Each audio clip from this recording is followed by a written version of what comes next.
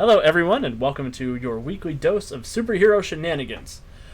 Thank you so much for joining us as we continue our playthrough of the Netherwar series, the sort of epic superhero event that Green Ronin has been putting out in the last year. Tonight's episode is called 10 Years Later, I think? Or the last 10 The years? last 10 years. The last 10 years. I came up with that. You figured I would know the title of the episode. Mm-hmm. But my name is Alex, and I will be your humble and forgetful game master for this series. Just so everybody knows, tonight we are still trying a new set of channel point awards.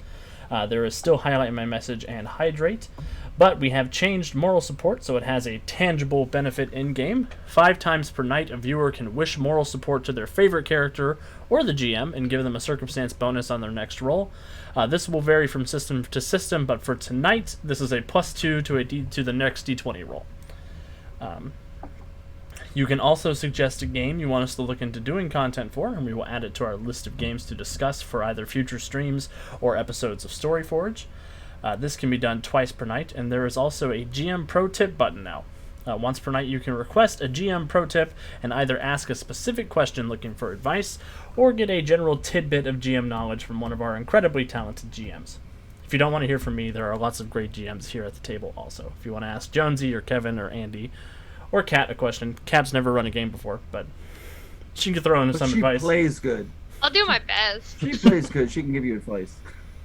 Thank you, Kevin. We are trying these channel points out as a way to reward all of you who have been sticking with us throughout this whole project, and to make sort of a tangible benefit for you all continuing to hang out with us. Tonight we will be playing Mutants Masterminds 3rd Edition, which is published by Green Ronin Publishing. This is the world's greatest superhero RPG. It is a D20 system with serious emphasis on cinematic superhero action. Players can create any hero they can imagine using its legendary character creation system, and they can also use hero points to push their powers and the scenes that they're in beyond their limits. These points are earned by leaning into the genre, acting heroically, good role-playing, jokes I think are funny, and suffering setbacks just like superheroes and other media. We have gathered some amazing heroes tonight. Say good day, heroes. Good Hey, heroes. We do have a special guest tonight. You might recognize her from our ETU game or our Fallout game. Thank you for coming on such short notice, Kat. No problem. Everly will once again be out tonight, and we wish her all the best health, and hopefully she will come back soon. I do want to give everyone a chance to tell us a little about themselves, the character they will be playing, and where else we could find them, starting with Kevin. I'm usually only here when you find me online, but I tend to be here for lots of Mutants and Masterminds adventures, and also for East Texas University. When I'm not here, I'm either, gaming in a local group or doing that middle school teaching thing. Over to who's next, Jonesy? Jonesy. Sure. Hello, everyone. I am Jonesy. A little about myself. I'm one of the channel GMs and streamers and players. I play in this Netherwar game. I run the Mutants and Master. I run the Mutants Master games. I run the Werewolf the Apocalypse game. Apparently, I can get tongue-tied on Mondays. Other than that, I am also a member of the Green Ronin VTT team, so we're responsible for getting all this cool content up on all the VTT systems. So you can find me here. You can find me on Twitter at Efanem. That's me. I'm so excited for the VTT stuff that's coming for Eminem and the other Green Ronin stuff, but specifically Eminem. Kat, where are you from, and who are you playing tonight? I am from Ohio. I don't know. And I'm only usually here on Wednesdays, unless Alex, of course, asks me very last minute to join a game, which is what I'm doing today. I'm playing Centuria, and I don't know a whole lot about her, but apparently people were shipping her with Kevin's character a few games ago. So that'll be interesting. And then I'm excited to play her because she's not really anything like characters that I play usually. who are very sarcastic and mean. She's just very serious and goal-driven, so that'll be interesting for me to play. Other than that, I'm gonna go ahead and pass it on to Andy. Hi, I'm Andy. I'm also one of the channel GMs, and I am the host of our Storyforge series over on YouTube. We will be bringing that back shortly. We're working on content right now for you guys, so we'll let you know when that is up and available. Other than that, you can catch me here on our Mutants and Masterminds Monday stream, and tonight I will be continuing to play Resonant, our eclectic, especially nowadays, energy controller. Awesome. And I'm Alex. I'm here all the time. I'm here on Monday, Tuesday, Wednesday. I edit the Storyforge videos. I edit the Netherwar podcast that's coming soon. Yeah, and I guess I write books too in my spare time. My next books are coming out soon. I actually got the marketing plan for the new trilogy today. It's a big 22-page document, so I'll be going over that tonight with some kind of alcoholic beverage while I'm working on it. Don't sign anything when you have that alcoholic beverage. No. I already signed the contract. I got to do the rest of it now. So yeah, I guess without further ado, let's go ahead and get started. Last time on Netherwar, our heroes worked together to free themselves from the alloy additum. The group imbued their combined energy into the dagger Una left behind and sliced a hole in reality to escape. It was super cool. Even though we didn't get use the turn beavers into gold or turn gold into beavers spell that we had prepared. After which they returned to Earth Prime to find Freedom City under attack. The group did what they could to fend off the wicked forces of Una, Queen of the Netherworld, working as a team to mitigate the destruction caused by her evil army. After this, they faced off in a Master Mage duel for the fate of the universe, which seems very heavy for the 4th episode of a series, but here we are. We've hit the wall. Let's see how high we can go. This fight pushed them to their limits and resulted in a Pyrrhic victory for our heroes. Seven and Una were both destroyed in the chaos, and the whole party was almost sucked into Deathgate's soul vault. Earth Prime was saved, but it cost them their friend and Earth's Master Mage. We rejoin our heroes 10 years later to the day, on August 17th, 2019.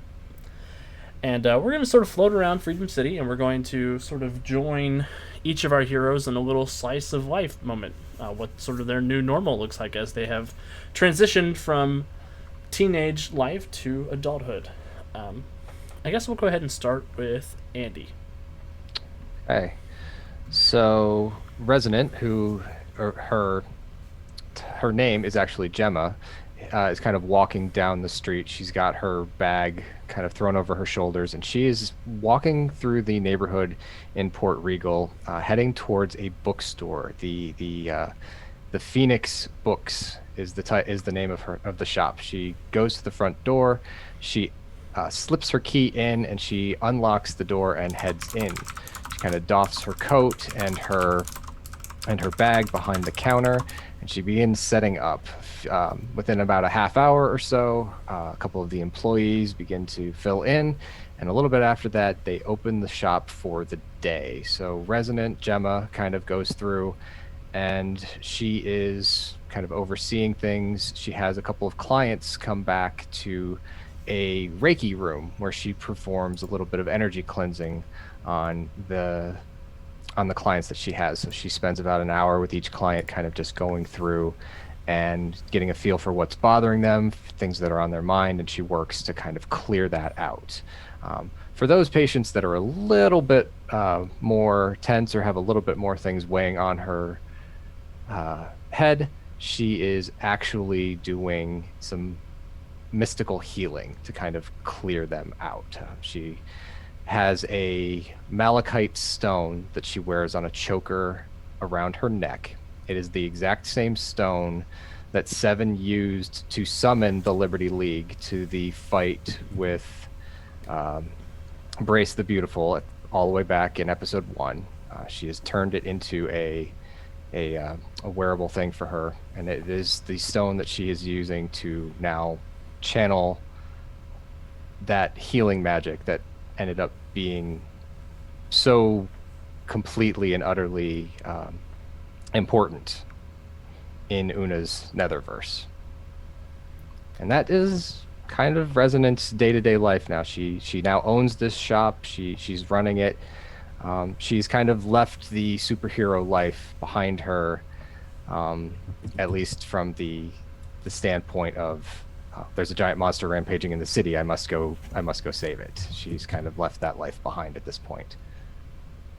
Yeah. So, Gemma, since she's not a superhero anymore. Gemma, this particular morning, you've had quite a few back-to-back, very, very heavy patients weighed down with this sort of malaise, this general sort of ambivalence towards the universe, and this heavy sort of Generation X ennui. And it's been more than you're used to. You've sort of tapped into the malachite a couple of times today, but even your usual advanced techniques don't seem to be having that much of effect on them. They still say thank you, of course, and they pay you, but there's just something lurking beneath the surface of everybody you've sort of encountered today.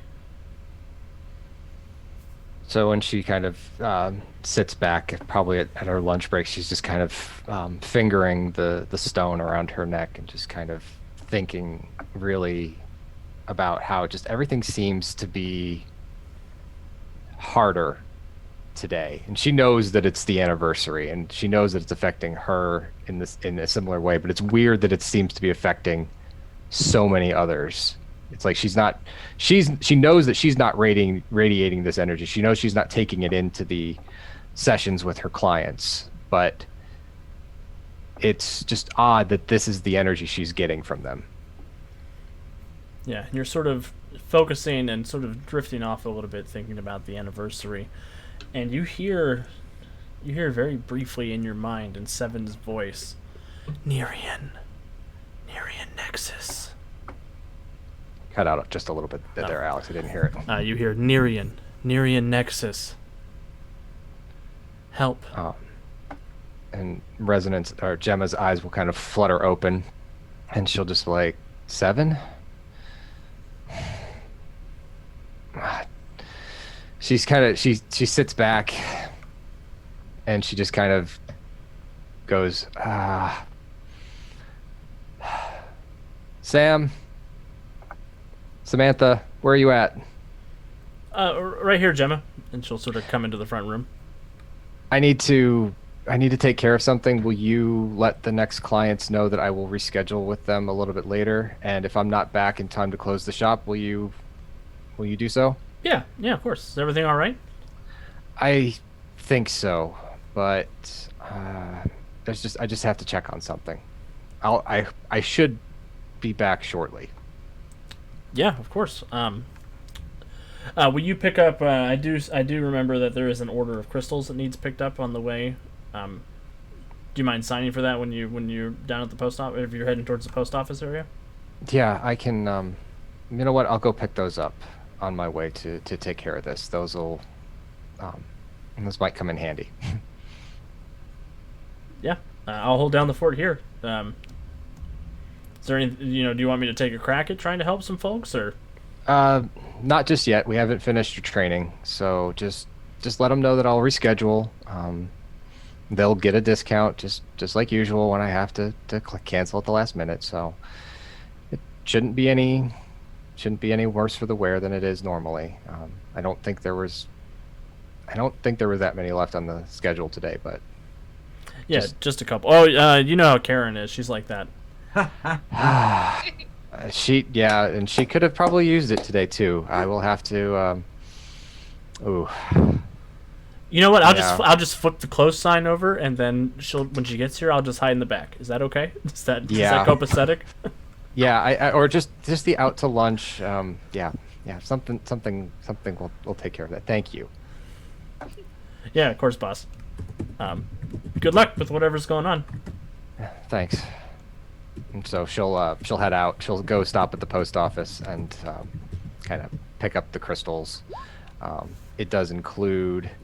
Her order actually does include a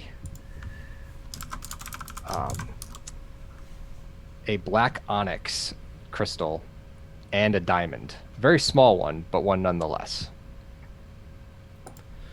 Awesome. And Gemma heads off into the city, following the cryptic warning of Seven's voice. We sort of pass out of Port Regal and we head on down to Mortis. Jonesy, what is Derek up to on this fine August day? So it's real early in the morning. He is leaving the hardware store. He went to the big home supply hardware store and is wheeling out carts, a big flat cart full of supplies, cans of paint and siding and stuff like that. And he's running it out to his big 1970s van, which has a knight fighting a big black dragon on the side of it. Oh, it's a painted van. I'm here for it. I was wondering if it was still all metalled out. Yeah, it is. I'm giving you a hero point. And he's the dragon may or may not look like the dragons from Nerian. Oh yeah, those dragons that you paralyzed and made them drop to the ground. Yep. He's loading up the supplies and his cell phone rings. He's like, yeah, and he answers it. Yes, Nick, I got the supplies. No, I didn't forget the paint. Yes, I got everything. I have to get this loaded and go to work. I'll see you tonight. Hangs up his phone, finishes loading the van, and then he drives over to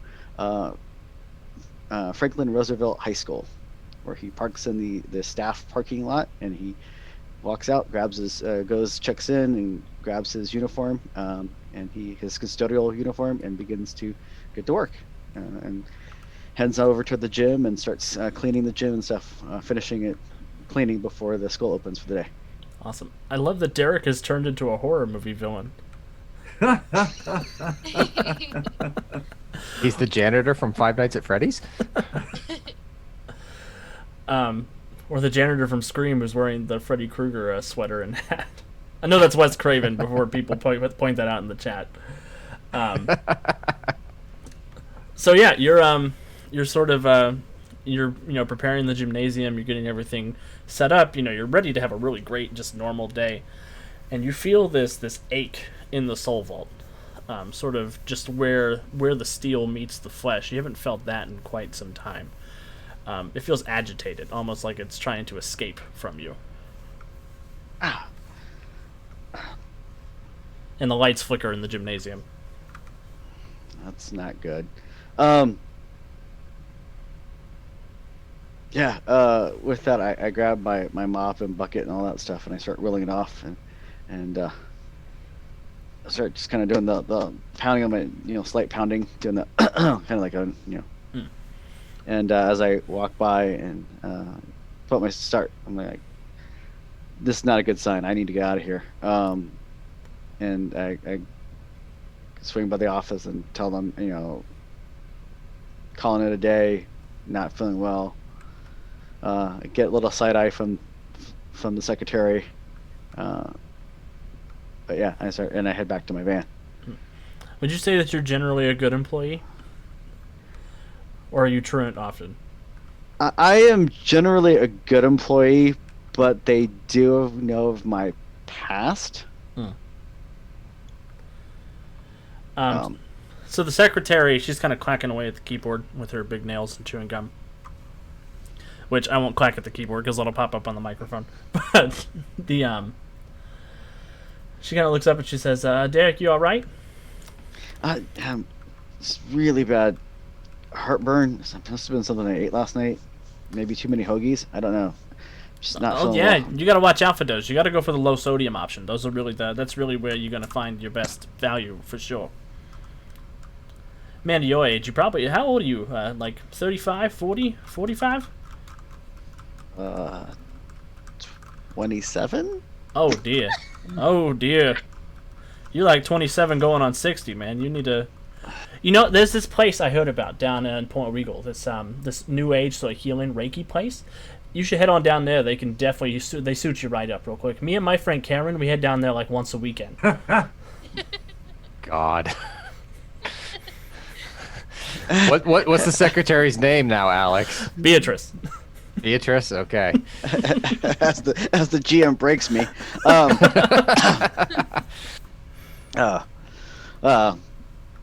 Yeah, I'll check it out. You know what? I actually just got a call that they need to reschedule my appointment. If you head down there, maybe you can get in before the lady takes off.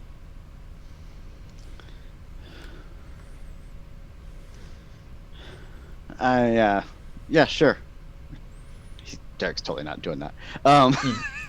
Yeah, you have a good day now, dear bear. You come back safe, all right? I,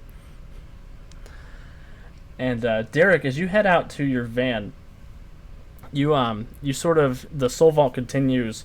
It continues its rumbling, its rattling, and you hear this ghastly voice cry out, this sort of zombified, spectral 7 voice, echo out of your chest that says, Narian Nexus! Danger! crap.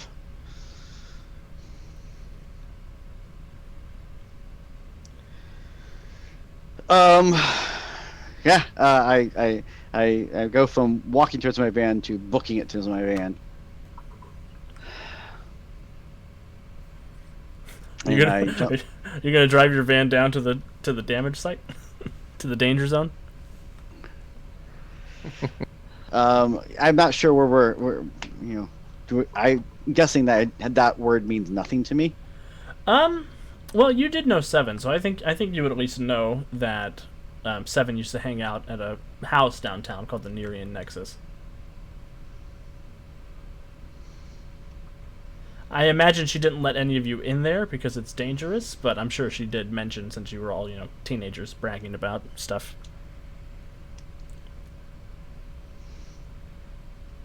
Don't go in there. It's dangerous. We're teenagers. We want to go in there. Legit. I'll be right back. Yeah, in that case, I'm gonna jump in the van and drive towards it. Because I need to get the van out of here anyway. Because that way, I don't want the staff to see that the van's still here and I'm not. Awesome.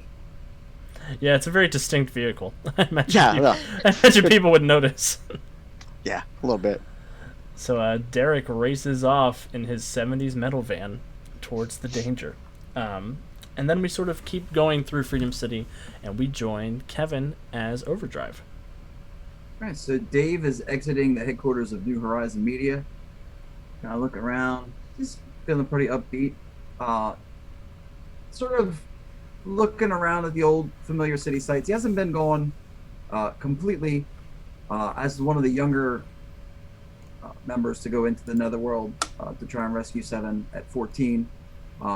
He had longer to stay at Claremont Academy than some of the older students. Over the years, as they reached their sort of early adulthood and began making different choices and going off, they've felt a little disappointed and a little let down as things kind of began to unravel. When he graduated from Claremont 6 years ago, he headed out west to do his overdrive shtick full time for a couple years in Emerald City. At that point, the Silver Storm was a few years in the past, and there was a whole lot of fresh metahuman activity. While he was there, he had an encounter with the past that we'll just leave that as a teaser for the chat. You can unravel that mystery in a later adventure, I think. For foreshadowing, as it were. Foreshadow. So coming back to Freedom City at 20, but not, keeping his costume identity on the West Coast, Dave came back and attended Freedom City University, graduated in the spring, met Tracy while he was there. She's a year younger than him, so she is entering her senior year in another week or so. So Dave has just come from a job interview that thinks went well, so he takes out his cell phone and he's dialing up Tracy to let her know he thinks it went well. So he's contemplating maybe spinning by the old Claremont Academy campus just to see it. He hasn't seen it in 6 years. Even though when he was here at college, he kind of tried to stay away from the past, as it were. That tends to be a little uncomfortable for Dave. He's a in the moment kind of guy as a speedster. So just waiting for Tracy to pick up, just sort of walking down the street. Yeah, and you notice as you're sort of texting Tracy, you kind of absent-mindedly are messing with your phone, and you actually send that message with super speed, and you weren't intending to do that. Oop. Oh, I'm going to burn the buttons out that way. That's terrible. Let it be known that Dave's phone has buttons in 2019. Hey, I can't afford the newest thing in 2019. It's a razor. It's still a razor. Oh man. You need a Nokia. Every superhero needs a Nokia. That's They're true. indestructible. That's true. 2019 so long ago. Yeah, and it was like 10 years ago. It's still March. Can you believe it's still March 2020? And yeah, you actually notice your whole body seems sort of wired today, Dave. You thought maybe it was nerves from the job interview, which you're almost positive it went well. I mean, the guy seemed to like you. You knew all the right questions to ask. Please give me an insight check. Will is right. It has better battery life than any other phones around. That's true. All right, let's see if Adult Overdrive has any better luck with the dice. With an insight of 2, I'm guessing not. Oh, a 19. Yeah, with a 19, as you're sort of making your way, sort of absentmindedly thinking about, the future, the past, all that fun stuff, you're realizing that you got through the whole job interview, but you don't think that the other person said anything the whole time. Or even moved the whole time. Oh, no. Did I super speed through the whole thing? Yeah, it feels like you may have, as you're sort of taking stock of yourself and as you're moving around the city. Everything seems to be moving at a much slower rate around you. And Right. you're kind of looking around trying to get a feel of what's happening, and just out of the corner of your eyes in the peripherals, you catch a couple of, after images of Seven in her black cloak, just sort of, phasing in and out around you. 7? Is that you? See if the images respond at all when I try to talk to her. Please give me either a perception or an insight check, whichever one's better. Ooh, I'm gonna go ahead and try that perception. Now I want to push my luck with insight. One good roll, I might be done. Kevin's weakness is rolling dice. Ooh, with a much higher bonus, I got 3 less, but a 16 nonetheless.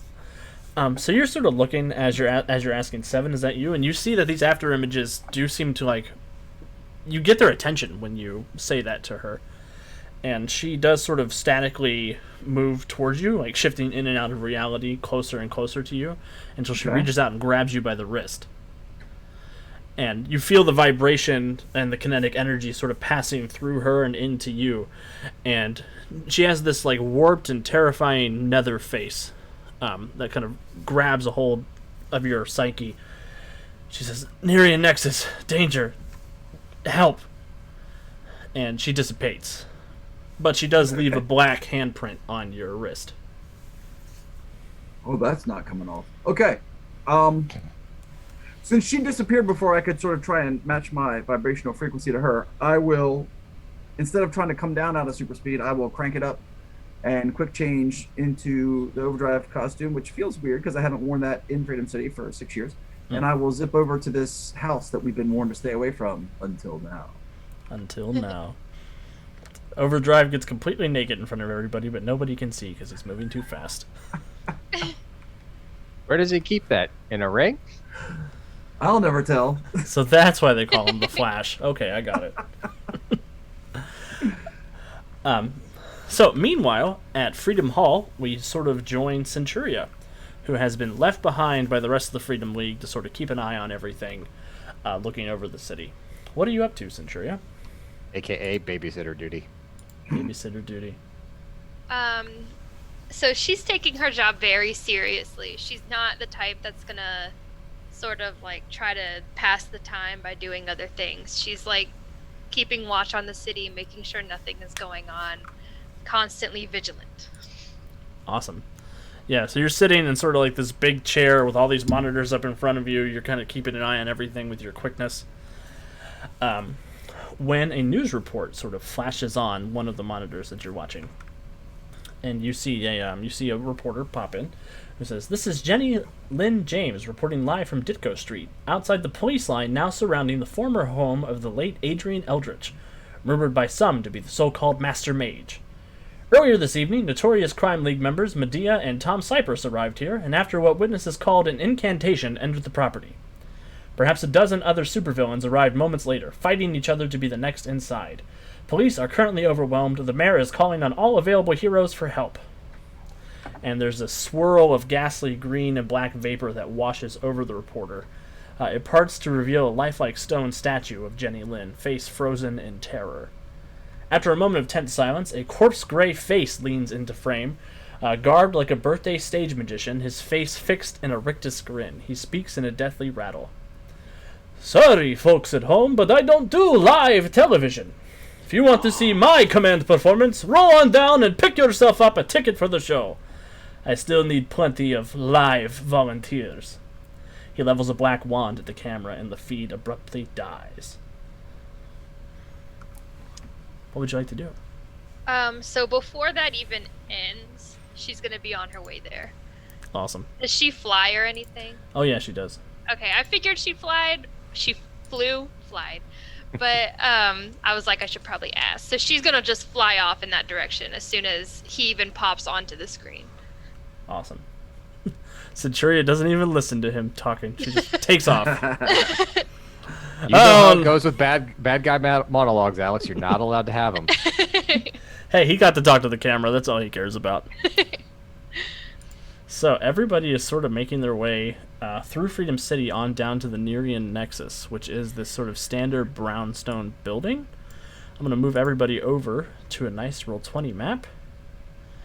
I have tokens assigned to all of your character sheets, so you should be able to grab your name and drag out a token onto the map. Except for Resonant, I don't have an adult Resonant token. So Andy, can you grab your teen Resonant one? Yep. We're still waiting on Art. Grab my name how? Oh my god, that's a giant token. Overdrive, you're so big. I am giant size. How do I shrink that? Grab the corners. I got you. Oh, there it is. Woo! Scared So, me for a Kat, second. just click left click on Centuria's name and then just drag it onto the map. Like on my character sheet? On the option for your I character gotcha. sheet. Yep, there it is. Under the journal part, right? Yep. Yeah, I got it for. Thank you. Jonesy to the rest. I'm an idiot. No. No, you're not. At least I you was didn't come gra- over giant size and crush the map. Hey. I was grabbing mine at the same time. So. Hey, wait a minute. Speaking of giant sized, who is that? Well, wouldn't you like to know? Foreshadowing. I have flavor text for everybody, Oh no. written by the incomparable John Polojak. Dun, dun, dun. Yeah, this is not my description. I'm not responsible for any injuries caused to anybody out there in the chat. Oh no. Several Is villains. this puntastic? I will let you know in just a moment. Several villains and at least a dozen police officers lie injured on the street outside a police barricade.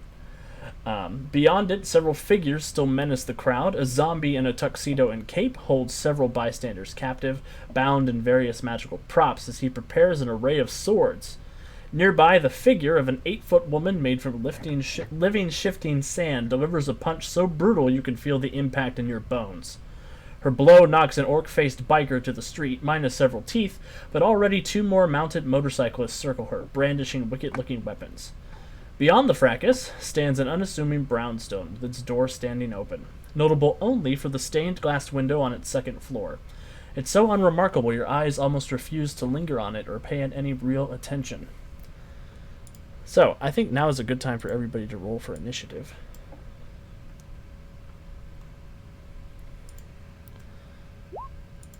Hey. Nice. I got a 20. As did I. Hey. Oh, okay, Overdrive, sure.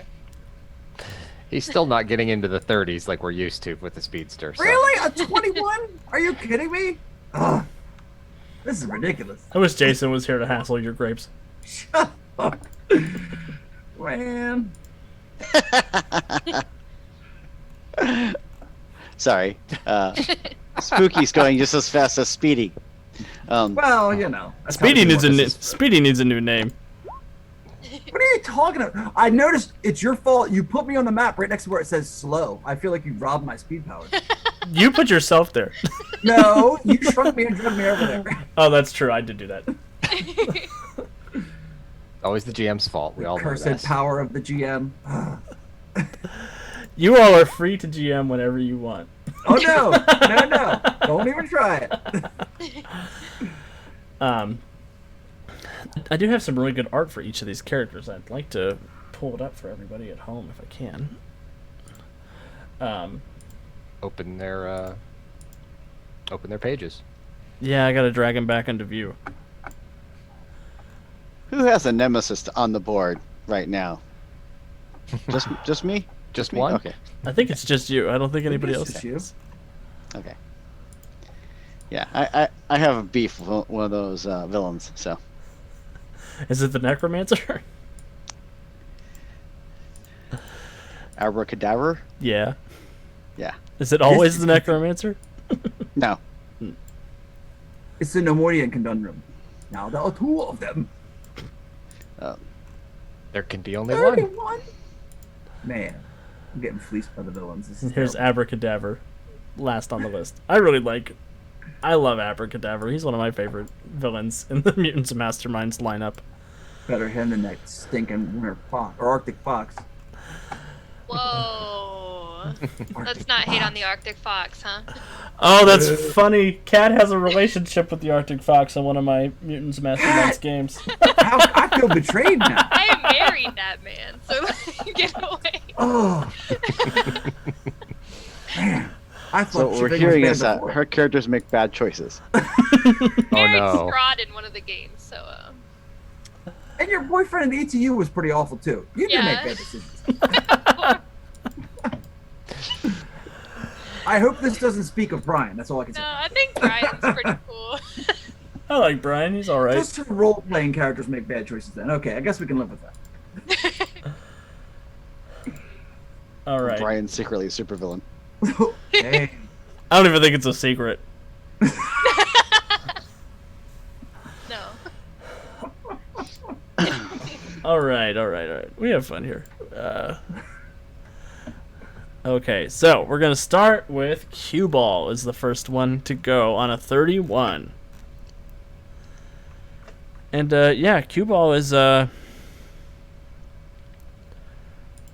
he's gonna roll over and attack Sandstone on his motorcycle. He sort of zips up. You hear the roar of the engine as he comes swinging in with.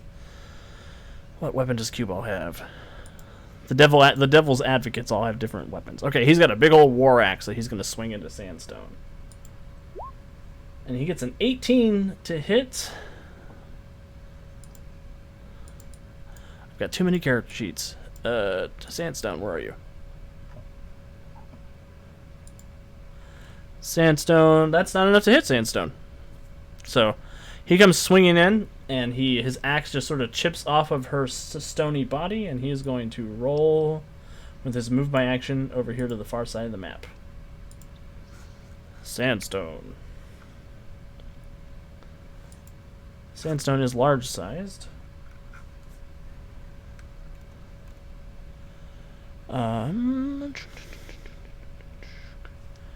That might be a good idea, Andy. I just saw your message in Roll20.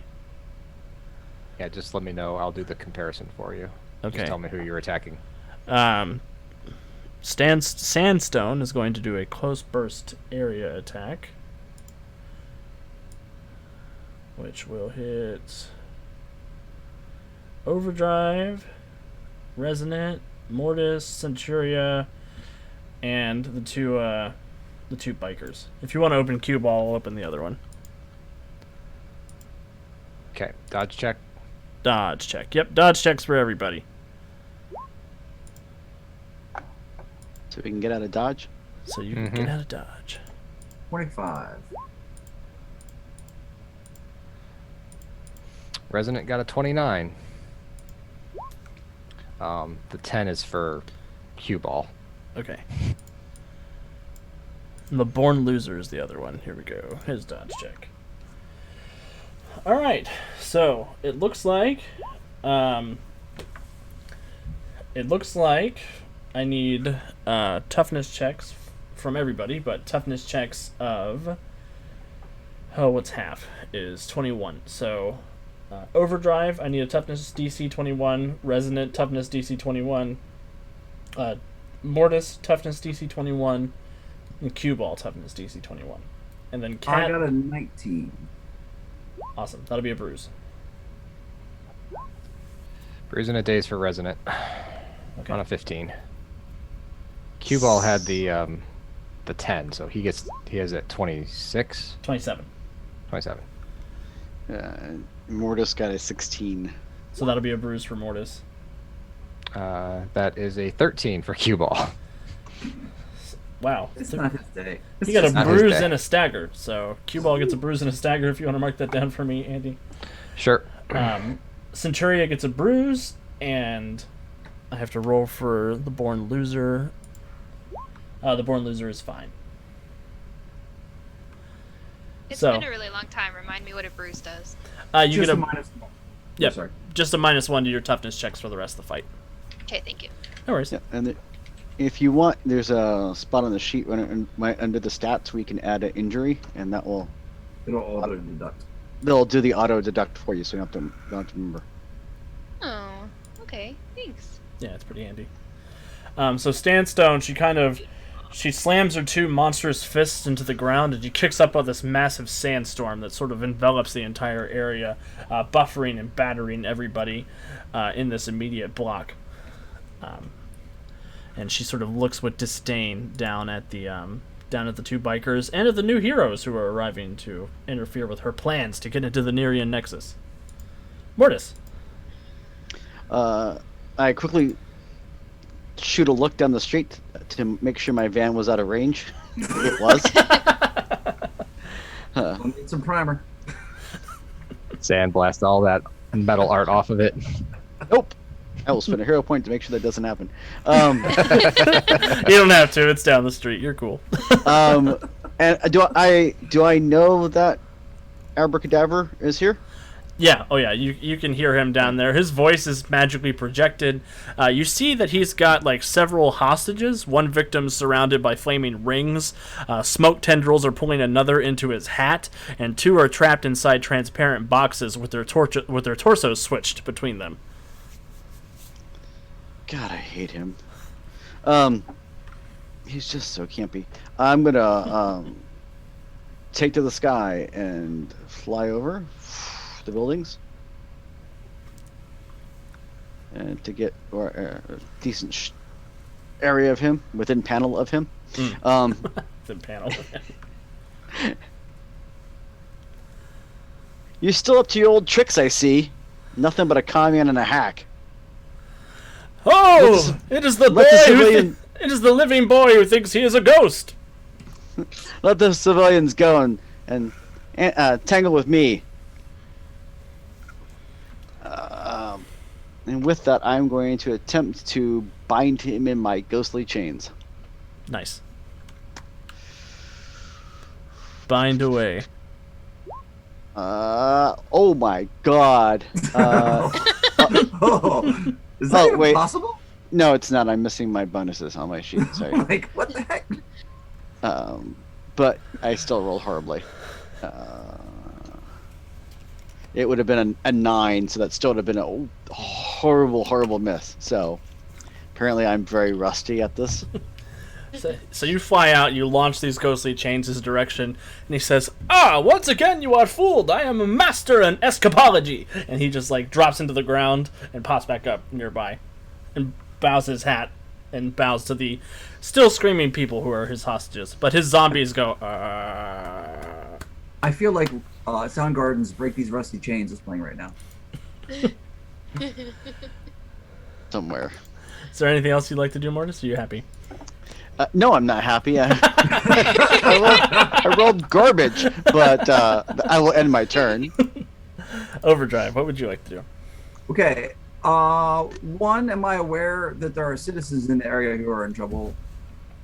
I think you're, like, immediately in the center, so you can definitely see the police officers around. You can see Abracadabra's hostages over there.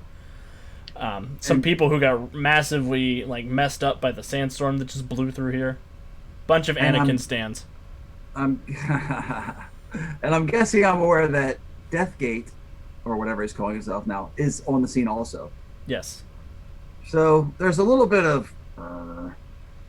and then Overdrive will move through the area at high speed with move by action, and using my speed wake, I want to pick up as many. Are the hostages held in any way, or are they just contained, like corralled? So the 4 that Abracadaver has are held by his magical powers, in various different means and methods. Most of the other ones in the area are not held per se, but they have been knocked down by the sandstorm, or they are cowering, trying to get away from the devil's advocates and the general chaos that is unfolding around them. So the ones who are not held, how many of those would you say there are? I would say there's about 10 to 12. So I can carry them with my speed wake. So I will zip by and grab all of them with speed wake and get them a mile out of the area, preferably in the area hospital or police station. Awesome. And So then I want to Oh, get, sorry. are you going to try to get the ones that Abracadaver has hostage as well, or just the free ones? Because I don't want to risk the people who can easily be moved. I'm going to move them out and come back. Okay.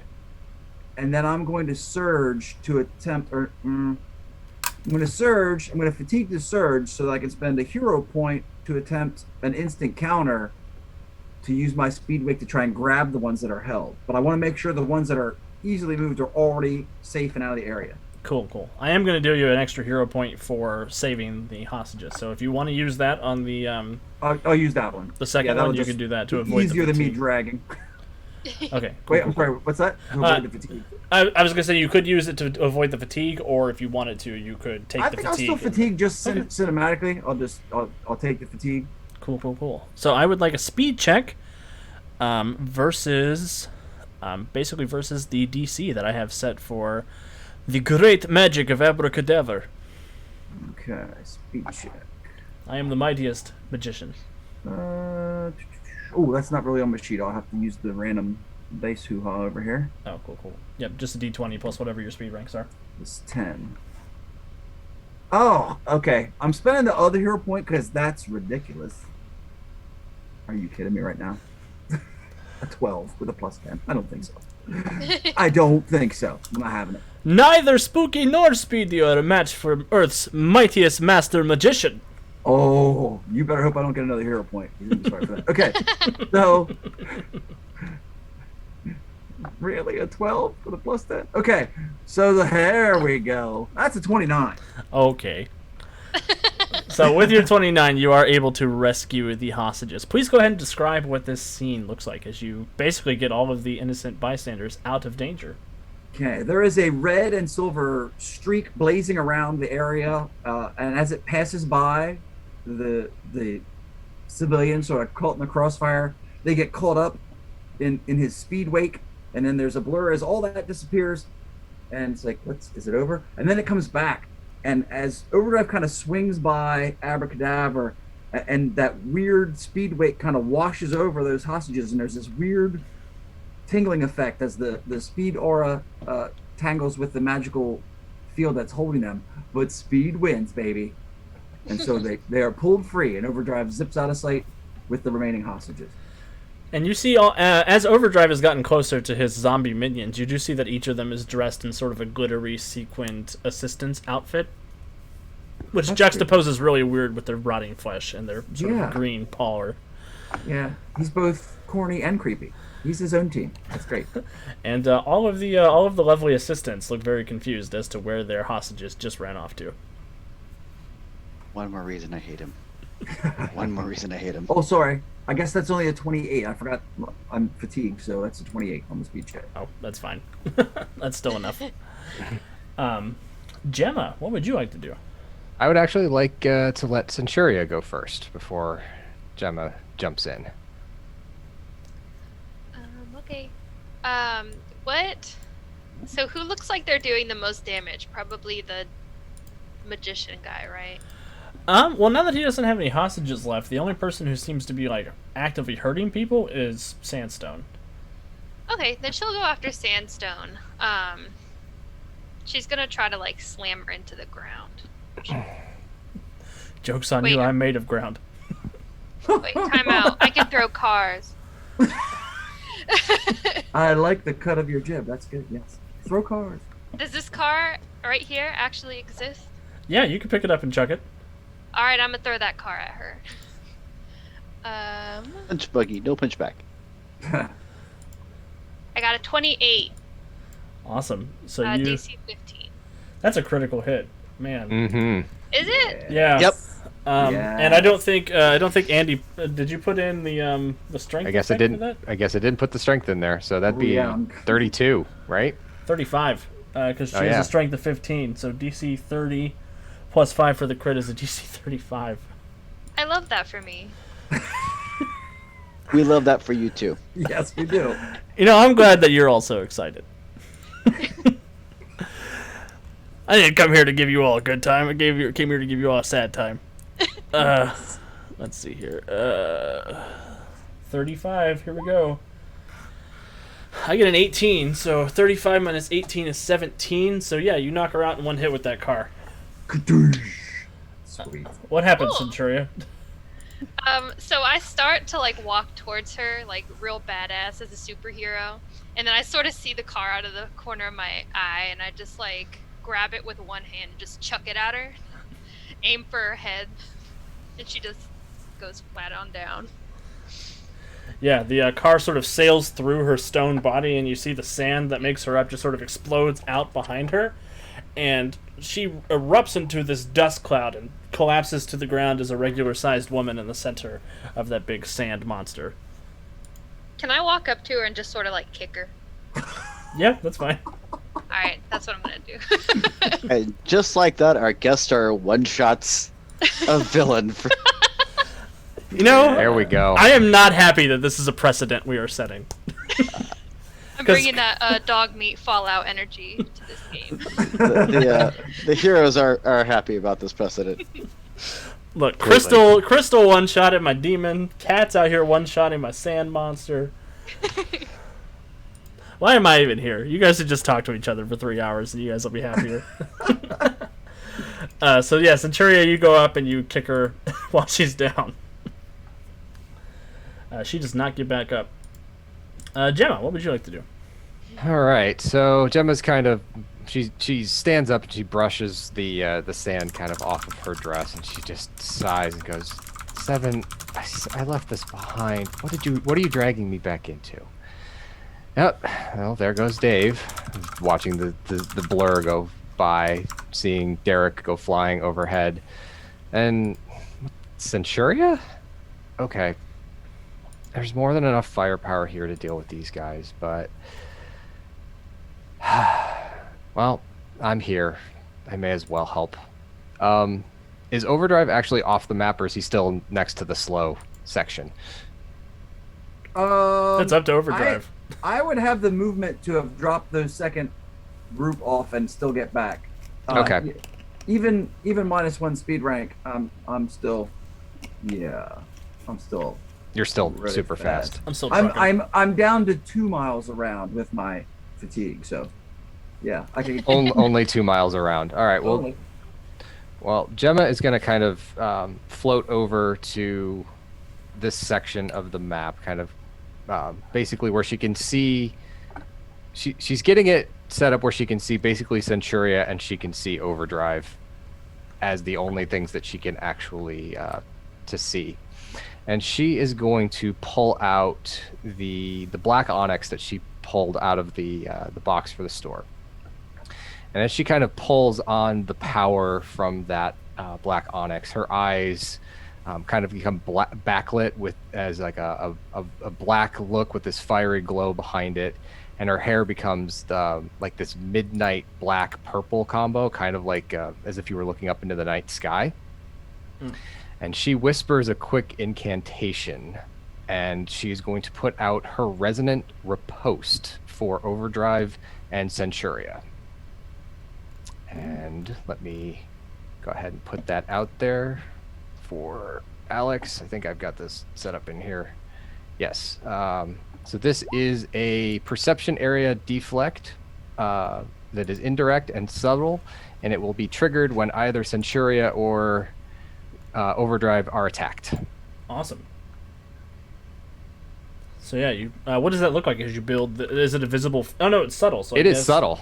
So yeah, Yeah, you're just so you're just sort of like keeping an eye on them and protecting them magically. I like it. Yeah, basically, I imagine that Resident can actually see this, but she's putting like these black blades, these kind of like inky star-like blades around both Overdrive and Centuria that are basically just going to sit there and they'll take a hit and then they disappear.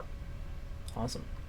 She's also trying to kind of keep herself out of the view and kind of away from the combat itself at this point. Well, I will move on to my zombies then. Since they need lovely volunteers for Abracadabra's act, this group will shuffle over here to Overdrive. Right now. This group will attempt to scale this building to get a hold of Mortis. Let's see how good zombies are at climbing. On a scale of Dawn of the Dead to World War Z, what are these zombies? Oh no. Dawn of the Dead.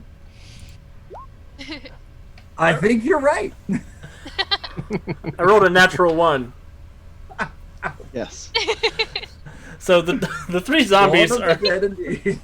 they look at each other and they look at the walls and they like slap against the walls for a second, and then one shakes its head and looks at the other two and like gestures for them to all climb on each other's shoulders to jump, and they get up there and they just topple over as a tower. It's hard out here for a zombie. How far can they shuffle? They can't shuffle that far. They can only shuffle that far. So this group will shuffle. And then this last group will stay close to Abracadabra. The group that's over here is going to attempt to grab Overdrive. These two are going to attempt to aid the one. That is rude. So 2 rolls to aid. They will both succeed on aiding and actually give +5 to the grab DC.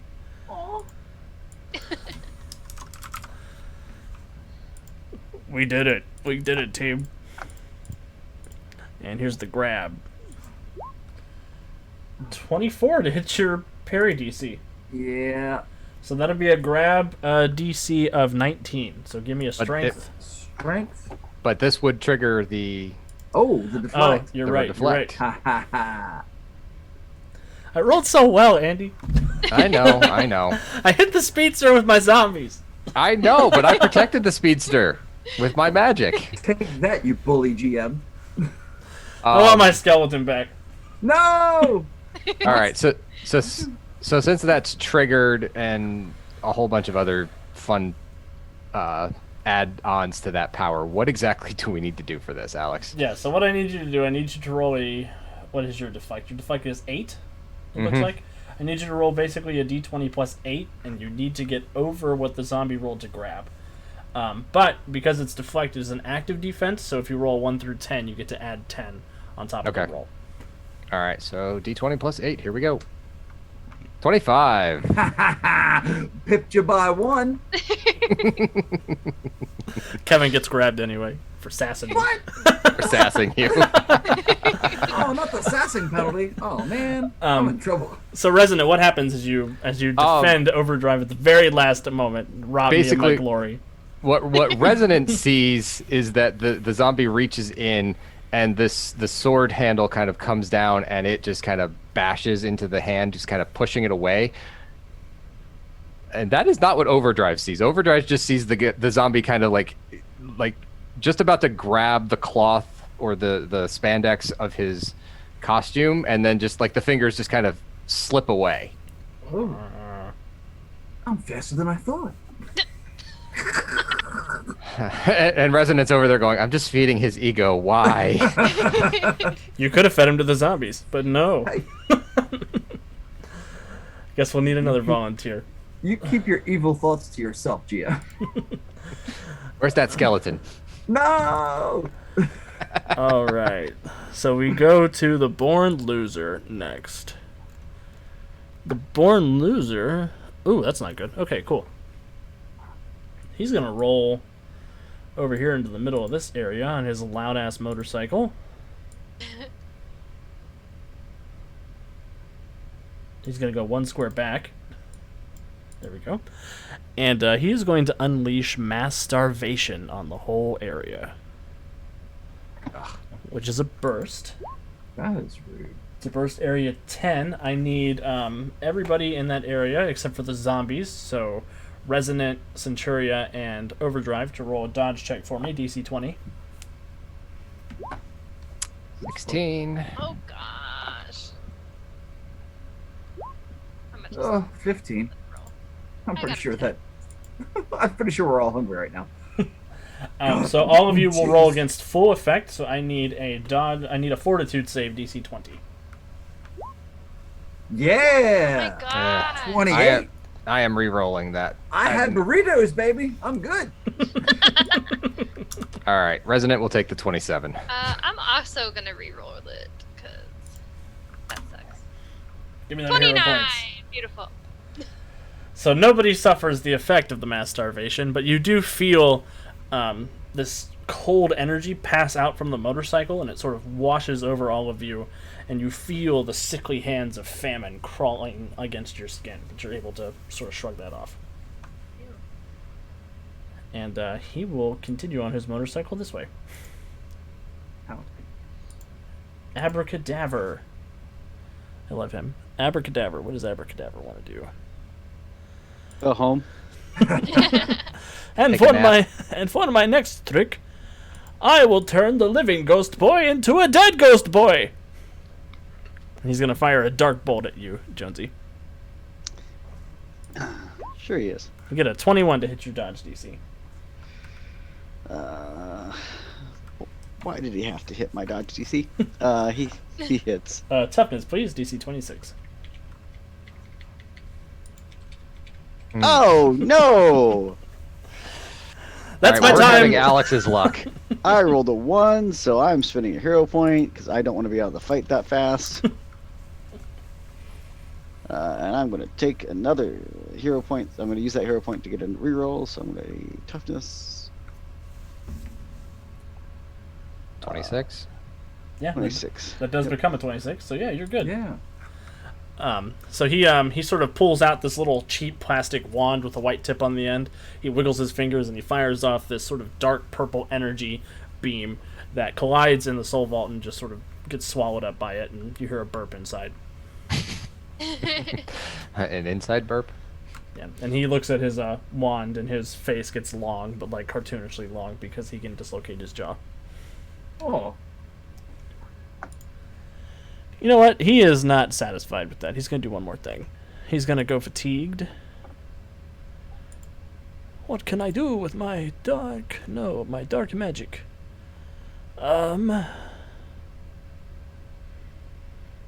Yes, he continues swirling his wand, and he will create a cloud of darkness around him.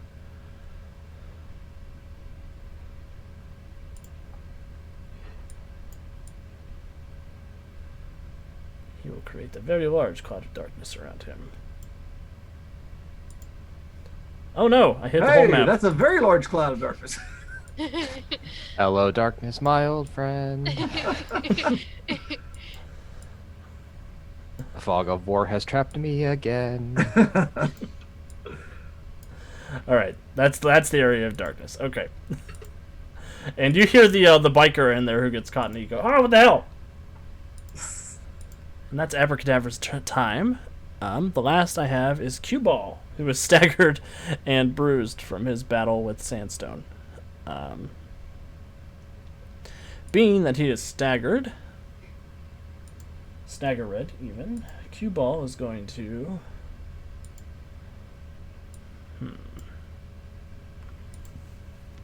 Cue Ball is going to wait for his character sheet to load.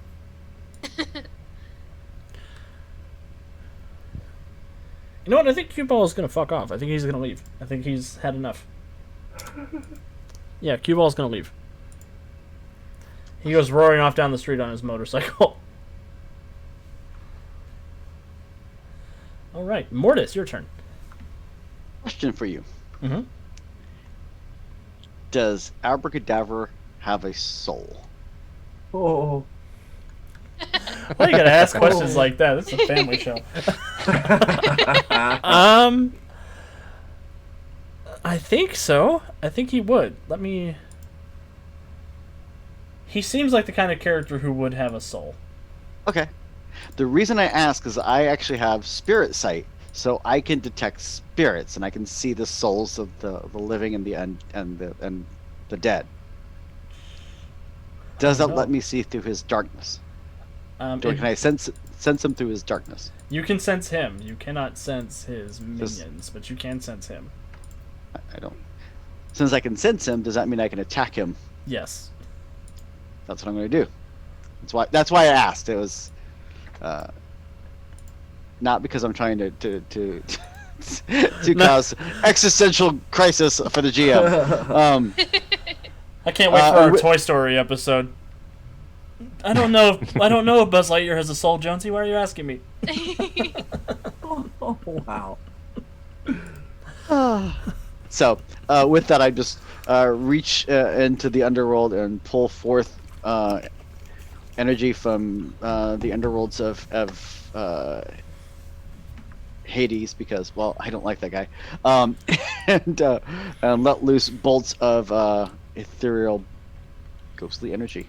Nice. I'm picturing Hades just having his morning cup of coffee and the lights start to flicker. He's like, I rolled a 22 to hit. 22. Will that hit Abracadabra? It sure will. That's a 25 effect, 25 DC, resistance DC. He takes a bruise. I roll a 21. What happens as you sort of ping him with this magical energy? Your cheap parlor tricks won't work on me. And just let loose the bolt, just to taunt him. You must have me confused with David Blaine. There's nothing cheap about my act. Oh no. Go see Copperfield. Overdrive. Okay. I can't quite reach the zombies over here by the area of darkness, but I can hit both of these groups that are closest to me with my burst attack. So they have a dodge DC of 14 for half effect. The dodge DC for my zombies. I wonder if they're good at that. I was hoping not. So the first group rolls an 11. The second group rolls a 5. That's a shame. So that means they're both taking full effect. So that is a DC 22 damage effect. Ow! We're just the help. Why are you attacking us? We're the victims here. Y'all tried to get handsy with me. I don't like that. The need for speed. Overdrive, you take out both those groups. What happens? He kind of, again, feeling a little cocky, not realizing that it wasn't his own speed that saved him from that zombie attack. He's like, yeah, watch this. And he spins around in a whirling dervish of destruction, and there is a staccato burst of thud, thud, thud, thud, thud, thud, as his fists strike undead flesh at Mach 2. And so then he kind of ends here, and there's 6 zombie things lying in the street. And he points at this group over here and goes, "You're next." The 3 who are trying to climb the walls. Yeah. They hear you say "you're next," and the one's head just sort of rolls over unnaturally, Ew. and it shakes its head like, "No, we've got our own thing going on over here, man. You don't need to come over here and punch us." Oh, but I do. Centuria. So she's gonna fly over to the... What is his name? Abracadabra. Him, yeah, the Count from Sesame Street. Oh, No, he stole my act. I am in extensive legal action with PBS for that. Hero point. Hero point. Okay, but she's gonna fly over there and just try to like drive her fist through his face. I'm using that whole face. Um, I am gonna do you a hero point for hurting my feelings. Hey, that's my specialty, is hurting your feelings. But I got a 20. Don't take her word for it, folks. Go check out that East Texas University stream on YouTube. True. This is a good game. It was That such a was good such game. a good game. Tears. Okay, but I got a 20, Alex. You hit. DC 30. That's gonna leave a mark. Just a bit. He gets a bruise and a stagger as I roll an 18. What happens, Oh. Centuria? So she just flies all the way from across the street and just literally just slams his face into her hand into his face. Does he can he lose his hat, or is his hat Oh yeah, he can on lose his hat. Yeah, so his hat's gonna definitely get knocked off in that. Does his head do the spinny thing and then his eyes do the And then Tweety birds fly around. yes. I was imagining his head goes down into his chest cavity and it comes back up. Like whack-a-mole. I just Oh. think I feel Nice. like it's just gonna spin around, like in the cartoons. I'm here for it. You hear the snapping of the neck bones as his head just does a full Just rotation. Oh, tough crowd. Gemma, what would you like to do?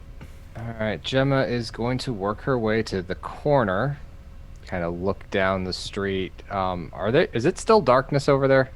It is, but Centuria is in there punching people, and you Okay. can see magic sort of lighting stuff up. Okay, so with that, I would like to make an assessment of the biker. Okay, So I will roll my insight check. please do. I got a 35 because I rolled a natural 20. Oh, okay. Not all. Is that all? She knows everything. I know everything. There's a reason for this. It's coming up here shortly. So, yeah, you sort of are examining him. You are feeling a great deal of magical energy emanating from him, but you think it's very unrefined. And this is divine magic of some sort, either celestial or demonic, something of that nature. Okay. You also get access with a 35. You're going to find out that he is the same power level as you, and I will give you 3 of his exact numbers. All right. Give me his toughness. His toughness Give is an me- 11. Okay. Give me his dodge. His dodge is a 7. And give me his fortitude. His fortitude is an 11. Okay. Do I get any weaknesses as well, or can I trade? Or should I have asked before that, and could I have traded out a number for a weakness? Let me double check if he even has like a specific weakness. I don't think he does. Long walks on the beach. I'm not looking for his Tinder profile. So yeah, he does have a weakness. His weakness is contact with supernatural good things, such as blessed weapons, holy water, or consecrated ground.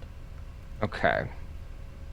Then what Resonant is going to do, knowing that, she is going to pull out the diamond, and she's going to go fatigued to pull on its power and modify it just a little bit. So she pulls on the diamond. As she does, her eyes become pearlescent, and her hair becomes silver white. And she is going to look down at Overdrive, and she is going to bestow the silver. It is going to give him the psionic and the good descriptor on all of his attacks. I'm gonna choke that down. And comment that it was something about the holy fisting that he was gonna give the bad guy. Wow. It's not And then you that. used it anyway. Family stream, man. And then you used it anyway. You know, I've Yeah. got poor impulse control. It's from my dad. Oh my god. So it is Overdrive. That's appropriate. Yeah. So, this is perception area, and it is selective. So I could actually do it on everybody I can see. Which would probably only be Centuria as she's punching through the thing. I'm not exactly sure I can see to the top of the roof where Mortis is. Yeah, Mortis probably wouldn't like it if you bestowed holiness upon him either. Not even technically holiness. It's but It's just goodness. It's non-denominational holiness. it's non-denominational goodness. Yes. Okay. This is a fading power, so it will not last forever. But yes, that is what Resonant does this turn. Not knowing that she has now pinpointed a weakness in the bad guys. Awesome. Let me see what the Stooges are going to do.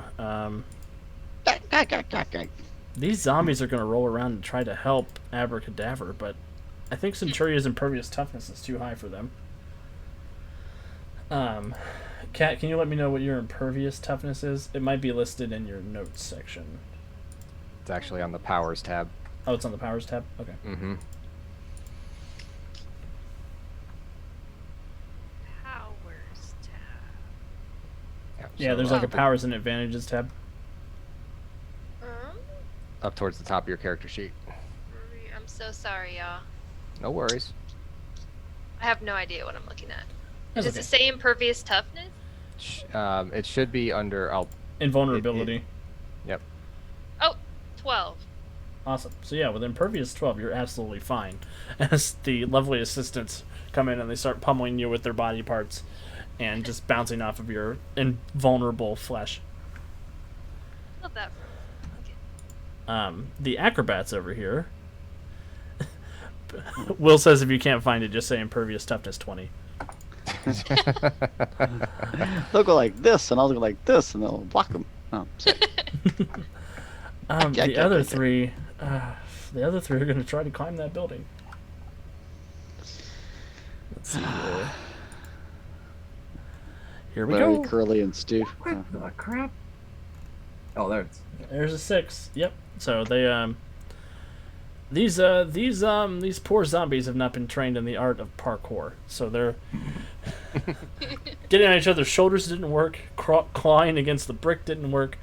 This time all three of them just jump as high as they can, and that's only like 6 inches off of the ground. And one of them comes down and his leg just breaks apart. This one's going to unleash famine again, because that's a good move. Although he can't. He can only hit Centuria with it. So he will hit Centuria with it. And Cadaver. Well, yeah, but he's immune to that. Do I dodge, or do I do fortitude? Yep, go ahead and make a dodge save first, DC 20. 23. Okay, now make a fortitude, DC 15. 28. You're good. So Yay. Once more you feel this sort of unholy energy clawing against you, but you're able to basically will it away with your incredible and vulnerable physiology. Love that. Abracadaver is going to look at the situation turning against him. He says, you know what? Be sure to tip your waiters, that's my time. And he's going to take off his hat, and he's going to pull himself through it and disappear. I hate when he does that. Ugh. And the zombies all collapse into body parts when he leaves. Grump. Bruce. Lame. Leaving you guys with the Born Loser, which is not a good name for Well. Look who's still here. The darkness does go away at this point. So, Mortis, you're up first. I'm gonna try to chain him in place. Oddly enough, he does not have a soul. He sold it to a devil. From Georgia? Maybe. I mean, he is in a motorcycle gang. So I'm going to attempt to do my whole Jacob Marley bit and bind him with ghostly chains. Oh, that's more like it. That's a 28 to hit him with my ghostly chains. Yeah, sure is. Okay. Crit. That's a dodge save, right? So DC 25 dodge. He rolls an 11. He is paralyzed. I chain him and his bike in place. Oh no. Oh yes. Oh no. Oh yes. And paralyzed for the Is that you, Speedy? It's me, Spooky. Set him up and knock him down like the old days? Yeah. Like the old days. And paralyzed, for all the kids at home, is a combined condition. Paralyzed means that a character is defenseless, immobile, Yes! and physically stunned, frozen in place and unable to move. Oh, But God. still aware. Still aware. Defenseless is the word I wanted to hear. Yeah, no, it is. All right, Overdrive. Plus he's targeting weakness. So Overdrive comes rolling in here at top speed for a little something I like to call finishing attack. And of course, since it's not an area attack, this particular individual attack has multi-attack on it. This, kids, is what we call piling on the damage. Here it comes. You know I'm running my mouth, it's going to go poorly, right? Yep. Or not. Doesn't. 26. So dear 26 Lord. definitely hits. You will get the plus 5 damage for multi-attack and the plus 5 damage for your critical hit for finishing attack. So that's a DC 35. Zoinks, yo. You could have thrown on some power attack, turned it into a DC 40. I don't want to overdo it. Oh, okay. Sure. Some restraint. Some restraint. And you're using his weakness against him. Yes. And I roll a whole 13 versus that 35 plus weakness. So, Overdrive, would you like to describe the savage holy fisting you give that guy? Gosh, oh, wow. I feel like I just ran into the brick wall there. So, Overdrive comes speeding in, hurls a fist that breaks the sound barrier and slams into his jaw, and he flies back kind of like Wile E. Coyote and hits that building and then just slumps to the ground. He's still Beautiful. wrapped in chains, of course. Awesome. So, yeah, with that, we will drop out of combat. Good job, everybody. Wow. As the villains finally go down, and you all sort of take stock of who is around and what is sort of going around, you do see that Aegis has begun to arrive and a couple other floating attack vehicles. Some agents are rolling out and they're detaining the villains who were there and helping. Well, I guess there are no injured citizens around. But yeah, they're helping injured police officers. They're detaining the villains, and you guys are all sort of left looking at each other for the first time in who knows how long, or ever. At least in Spooky and Centurion's case. Speedy. Yeah. So I think that's a great place to take our quick little break, and we will be back in just a few minutes. Take a moment to get up, stretch, get some water, get some food, some snacks, whatever you need to do. We do have some wonderful ads on our carousel. We will be back in just a moment.